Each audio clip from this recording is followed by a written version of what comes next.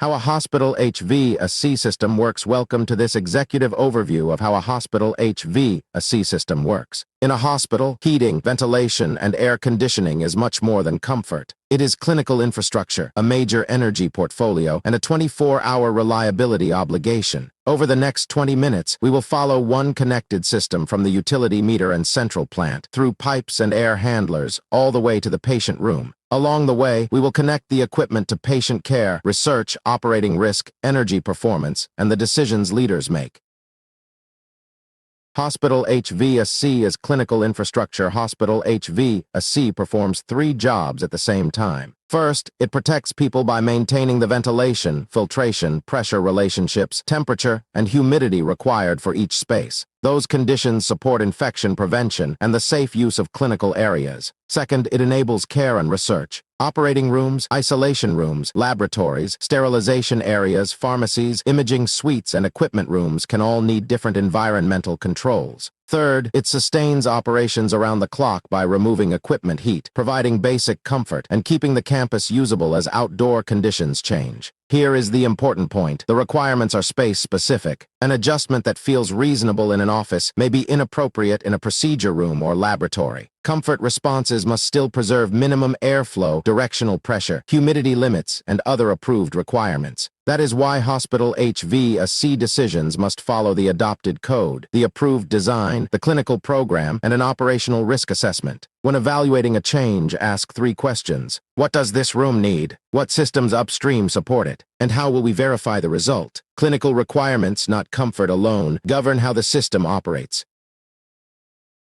Annual utility spend is approximately $43 to $44 million. The financial scale is substantial. Annual campus utilities are approximately $39 million for electricity, $3 million for natural gas, and between $1 and $2 million for fuel oil. Together, that is roughly $43 to $44 million each year. These are total campus utilities, not an HVAC-only allocation, but HVAC systems drive many of the largest controllable loads. Electricity represents close to 90% of the portfolio. Major loads include chillers and compressors, air handling and exhaust fans, pumps and cooling towers, steam and fuel support heating, humidity control, sterilization, and seasonal resilience. This means energy management is more than reducing total consumption. It also means controlling peak demand, sequencing major equipment, matching fan and pump output to actual need, responding to utility events, and protecting continuity. The principal levers include demand response, approved setbacks in non-critical areas, plant optimization, variable frequency drive optimization, gas interruption and dual fuel readiness, and measurement and verification. A saving is not complete when a control value changes on a screen. It is complete when the team establishes a baseline, confirms that required conditions were maintained, measures the result, and checks that performance continues over time. The objective is balanced performance, lower cost and emissions, reliable capacity, and no compromise to required conditions. At this scale, even a modest verified improvement can matter. Scale turns equipment into a campus system. The Mount Sinai Hospital main campus includes approximately 5.5 million square feet across about 15 buildings. The campus contains more than 40 closed hydronic systems, 6 boilers with 360,000 pounds per hour of installed steam capacity, 11 chillers totaling 20,900 tons, and 19 emergency generators, hundreds of air handlers and thousands of variable air volume terminals, and building automation control points connect those central assets to individual spaces. At this scale, equipment cannot be managed as isolated components. A single failed sensor or control sequence can affect many rooms. One unstable pressure set point can cause dozens of downstream devices to respond. In the other direction, one verified improvement can be standardized and repeated across an entire portfolio. Leaders must ask whether the connected system delivers the right service at the right time with acceptable risk. Common standards, clear ownership, trustworthy data, and consequence-based priorities help manage campus complexity. The room connects back to the plant to understand those dependencies. Begin in a room and work backward. The room has required temperature, humidity, airflow, and pressure. A zone terminal, often a variable air volume box, controls airflow and may provide reheat. That terminal depends on stable supply air from an air handler. The air handler treats and moves the air, but it also depends on chilled water or heating water from a hydronic loop. The hydronic loop depends on pumps, valves, heat exchangers, sensors, and the central plant. Finally, the central plant depends on electricity, fuel, water, and utility continuity. Building automation and plant operations, people span every layer. A symptom may appear in the room even when the root cause is several systems upstream. For example, a warm room may show a fully open cooling valve, yet cold water may not be reaching the coil. The cause could be low flow, an inaccurate sensor, an air-bound coil, a plant temperature problem, or an upstream sequence. The same principle applies to energy projects. A pressure, temperature, or sequence change can affect every downstream layer. Diagnose in both directions, trace the service toward the plant, and verify the correction in the room.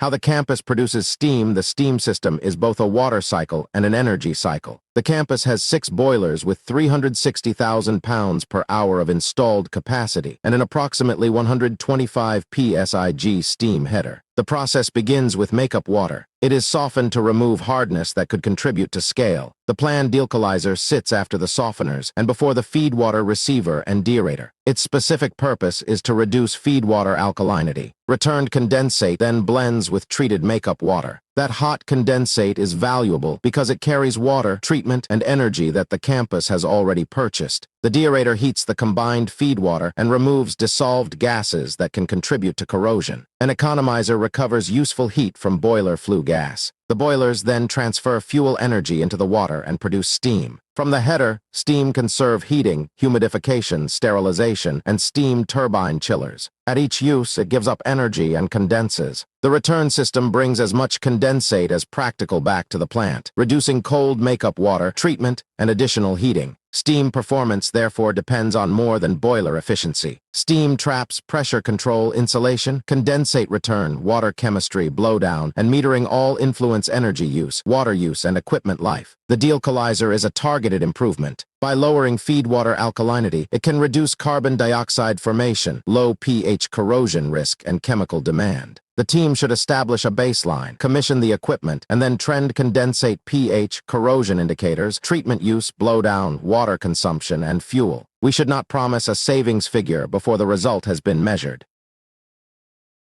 Chillers move heat. Towers reject IT. The cooling plant includes 11 chillers with 20,900 tons of installed capacity. The easiest way to understand a chiller is to remember that it does not create cold. It moves heat. Building coils absorb heat from the air, and chilled water carries that heat back to the plant. Representative chilled water temperatures are 42 degrees Fahrenheit leaving and 56 degrees returning. 3 separate circuits must remain clear. The first is the chilled water circuit between the plant and building coils. The second is the sealed refrigerant circuit inside the chiller, which includes the evaporator, compressor, condenser, and expansion device. The third is the condenser water circuit between the chiller condenser and the cooling tower. Representative condenser water temperatures are about 85 degrees from the tower to the chiller and 95 degrees back to the tower. The cooling tower belongs to the condenser water circuit. It is not part of the refrigerant loop. Follow the heat from room air to the coil, chilled water, refrigerant, condenser water, and finally the cooling tower. Pumps and fans provide movement at each step. Energy performance depends on chiller lift, part load efficiency, sequencing, tower and pump control, approved resets, peak demand, and electric versus steam turbine dispatch. The best combination changes with load, outdoor wet bulb conditions, utility conditions, and equipment availability. Operators look beyond whether a chiller is running. They compare useful tons, energy input, temperature difference, flow, tower approach, and load sharing. The goal is reliable heat movement with the lowest practical energy and risk.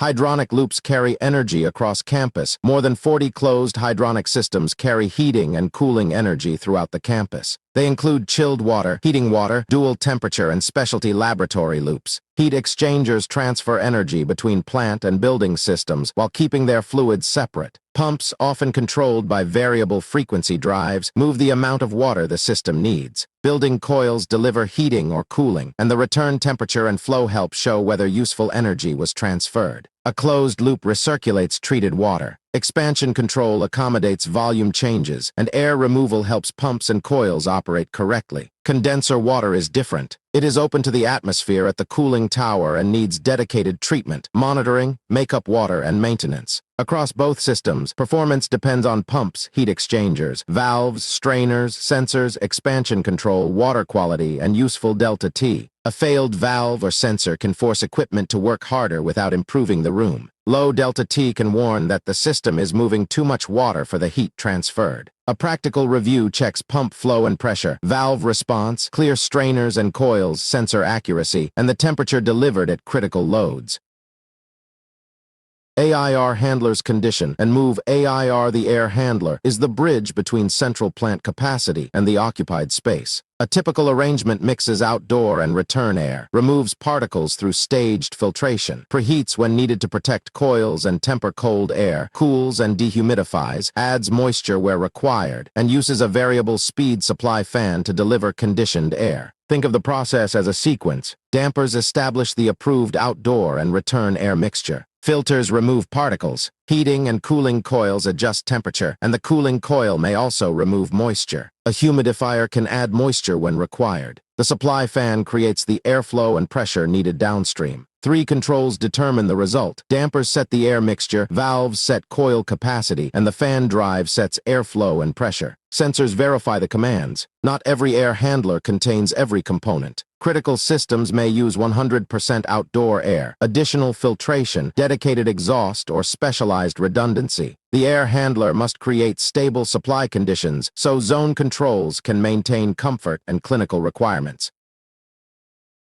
Critical space airflow can override comfort at a typical variable air volume zone. A sensor reads temperature. The box damper modulates. Airflow reduces only to its allowed minimum, and reheat operates when required. In an ordinary office, comfort may dominate that sequence. In a hospital, ventilation and pressure can be the controlling requirements. An operating room is generally maintained positive to adjacent areas, so air flows out. An airborne infection isolation room is negative, so air flows into the room and contaminants are contained. A protective environment is positive to help protect a vulnerable patient. Laboratory relationships depend on the hazard assessment and the approved program. Pressure is a relationship, not simply one sensor reading. Supply, return, exhaust, door position, leakage paths, and nearby spaces affect flow direction. A room can meet temperature while failing pressure, or maintain pressure while creating a comfort concern. Exact airflow, temperature, humidity, and pressure requirements vary by space type, code edition, approved design, and clinical use. Controls cannot reduce airflow for savings if that violates minimum ventilation or directional pressure. Clinical airflow can override comfort-only logic. Any reset or setback must preserve that guardrail. Identify eligible spaces, define the permitted range, coordinate with the clinical owner, test the sequence, and trend the result.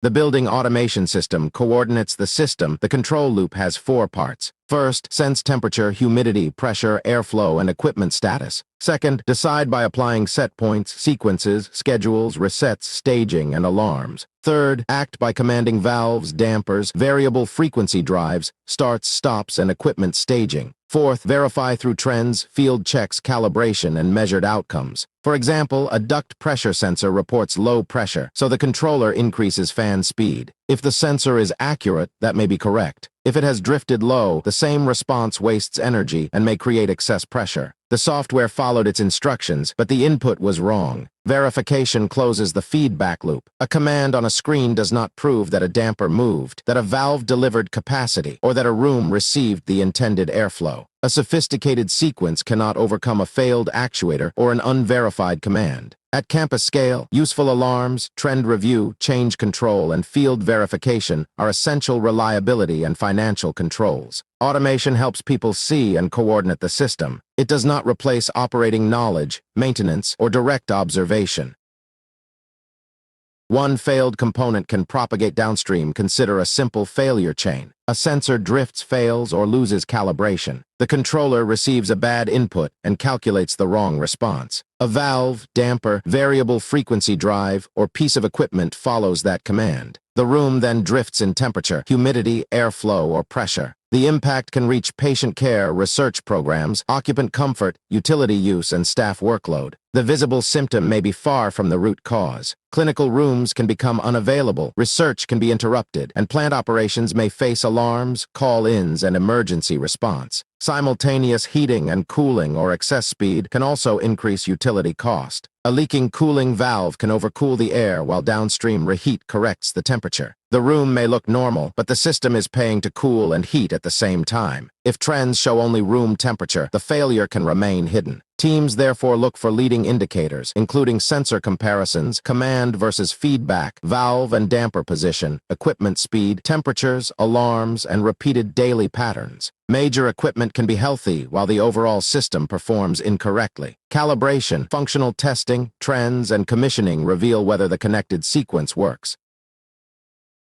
Efficiency must preserve clinical requirements. Energy optimization begins with an absolute guardrail. Never trade required ventilation, pressure, temperature, humidity, redundancy, or continuity for savings. Within that boundary, several strategies create value. First, plant sequencing and reset can stage chillers and boilers efficiently and adjust water temperature targets when conditions permit. The objective is an efficient combination with enough reliable capacity for the load and operating risk. Second, variable frequency drives and pressure reset can match fan and pump output to demand instead of wasting energy across throttled valves and dampers. Power changes rapidly with speed, so a small verified reduction can create value. A lower pressure target is useful only if critical zones still receive what they need. Third, heat and condensate recovery retain energy and water already purchased. Economizers, steam traps, insulation, heat exchangers, and return systems must remain healthy. Fourth, automation retuning and fault detection use trends, alarms, and field checks to find simultaneous heating and cooling, drifting sensors, unnecessary runtime, and failed sequences. Retuning must continue as loads, schedules, room uses, and equipment change. Additional initiatives include demand response, approved non-critical setbacks, dual fuel readiness, and sustained measurement. The load profile shown here is illustrative, not measured campus data. Financial review should combine consumption, peak demand, incentives, emissions, maintenance, and avoided risk. A disciplined project defines the requirement and baseline, reviews risk, implements with a rollback plan, commissions the change, measures the outcome, and keeps trending. Reliability depends on disciplined operations. Reliable performance is produced by a repeatable operating model. Plant operations monitors building automation trends, completes physical rounds, and manages water chemistry. The team maintains equipment through preventive work, predictive testing, cleaning, lubrication, and calibration. It responds to alarms and emergencies with 24-hour coverage. The team also changes systems safely. Planned work requires a method of procedure, lockout and tagout where applicable, communication, shutdown planning, contingencies, and restoration verification. Before work, everyone should understand affected systems, clinical or research impact, stop conditions, and recovery. After work, the team confirms that equipment, controls, alarms, and downstream spaces have returned to the intended state. Commissioning, compliance review, trends, and capital planning turn experience into better decisions. Repeated failures may reveal a capital need, while a successful repair may become a standard method. This model is carried by an approximately 80-person plant operations team, 9 managers, and 71 staff. Reliable equipment matters, but reliability also depends on trustworthy controls, trained people, documented procedures, and spare parts readiness. The practical lesson is that reliability is not a single project or a single redundancy feature. It is a daily cycle of monitor, inspect, maintain, respond, verify, and improve. Safe, reliable, and efficient operation is a 24-hour, 365-day responsibility. Executive takeaway: the hospital HVAC system is one connected chain. Utilities, central plants, distribution, airside equipment, zone controls, building automation, and people. Leadership should evaluate that chain through three outcomes. First, protect care by maintaining the environmental conditions required by each clinical and research space. Second, sustain continuity through redundancy, 24-hour coverage, safe system changes, disciplined maintenance, and verified restoration. Third, manage cost and emissions by applying measured energy management across an approximately $43 to $44 million annual utility portfolio. For leaders, 4 questions help keep decisions connected. What clinical or operational requirement are we protecting? What upstream and downstream systems are affected? How will the team operate and maintain the change? And what evidence will confirm the intended result? The leadership priority is straightforward. Invest in reliable equipment, trustworthy controls, disciplined operations, and measurement. A hospital cannot manage HVAC as a collection of independent comfort systems. It must manage the full network as clinical infrastructure. Know the requirement, understand the system, make changes safely, verify the outcome. That concludes this learning module on how a hospital HVAC system works.